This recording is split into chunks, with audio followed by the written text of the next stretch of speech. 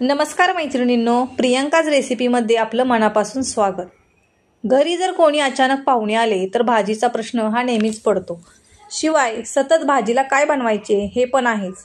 आज मी तुम्हाला अगदी घरगुती व थोड्या साहित्यामध्ये तयार होणारी बटाट्याची रस्सा भाजी बनवून दाखवत आहे, जी एकदम झटकीपट तयार होते व खायलाही अतिशय चविष्ट लागते। चला तर मग रेसिपीला सुरुवात करूया। बटाट्याची रस्सा भाजी बनवण्यासाठी मी इथे 4 बटाटे उकडून घेतलेले आहेत। त्याची साल काढून घेऊयात। बटाट्याची भाजी बनवताना कच्च्या बटाट्यापेक्षा उकडलेल्या बटाट्याची भाजी छान लागते। बघा, इथे मी सर्व बटाट्याची साल काढून घेतलेली आहे व त्याचे अशा प्रकारे छोट्या छोट्या फोडी बनवून घेत आहे। बघा, इथे मी सर्व बटाटे अशा प्रकारे कट करून घेतलेले आहेत। आता या भाजीसाठी एक वाटण बनवून घेऊयात। त्यासाठी मी मिक्सरच्या छोट्या भांड्यात साधारण अर्धी वाटी सुके खोबरे अशा प्रकारे काप करून घेतलेले आहे, ते घालून घेत आहे। तसेच 10 ते 12 लसणाच्या पाकळ्या, अर्धा इंच आल्याचा तुकडा व कोथिंबीर घालून हे बारीक वाटून घेऊयात। बघा, मी इथे हे वाटण अशा प्रकारे एकदम बारीक वाटलेले आहे। चला आता भाजीला फोडणी देऊयात। त्यासाठी इथे मी कढई गरम करायला ठेवलेली आहे व कढई गरम झाल्यावर त्यामध्ये साधारण 3 चमचे तेल मी घातलेले आहे।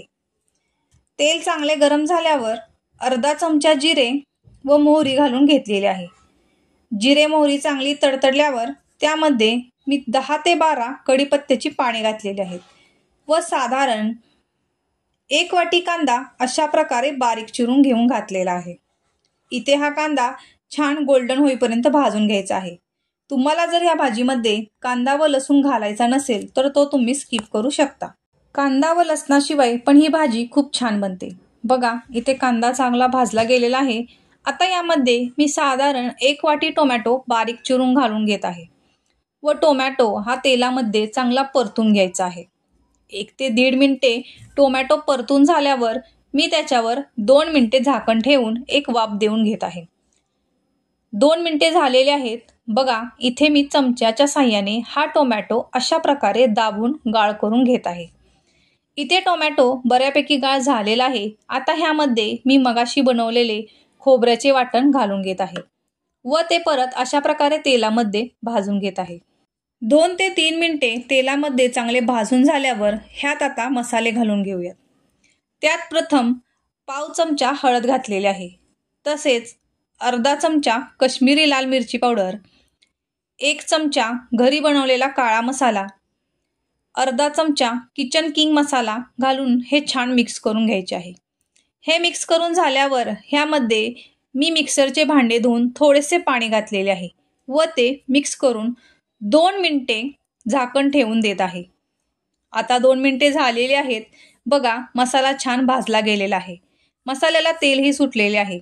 आता हे हलवून ह्यात उकडलेला चिरलेला बटाटा घालून घेत आहे व हा बटाटा हलक्या हाताने ह्या मसाल्यामध्ये मिक्स करून घ्यायचा आहे। बटाटा मसाल्यामध्ये मिक्स करून झाल्यावर इथे आवश्यकतेनुसार गरम पाणी घालायचे। ह्या भाजीला गार पाणी घातल्यानंतर ह्या भाजीची चव बदलते, त्यामुळे या भाजीला गरमच पाणी घालायचे आहे। पाणी घालून मिक्स करून झाल्यावर ह्यामध्ये मी थोडासा बटाटा अशा प्रकारे हाताने स्मॅश करून घालत आहे, ज्यामुळे भाजीला घट्टसरपणा येतो। आता ह्यामध्ये चवीपुरते मीठ घालायचे व ते परत हलवून घ्यायचे आहे आणि 3 ते 4 मिनिटांसाठी भाजीवर झाकण ठेवून घ्यायचे आहे। 5 मिनिटे झालेले आहेत। आता आपण बघूयात। साधारण 5 ते 6 मिनिटे मी ही भाजी अशीच झाकण ठेवून उकळत ठेवली होती। आता यामध्ये भरपूर अशी बारीक चिरलेली कोथिंबीर घालून घ्यायची आहे व मिक्स करायची आहे। बघा, इथे मस्त चमचमीत उकडलेल्या बटाट्याची भाजी तयार आहे। ही भाजी तुम्ही चपातीसोबत, पुरीसोबत किंवा भातासोबतही खाऊ शकता, खूप छान लागते। शिवाय ही भाजी बनवल्यावर तुम्ही रोजच्यापेक्षा 1 चपाती नक्कीच एक्स्ट्रा खाचाल।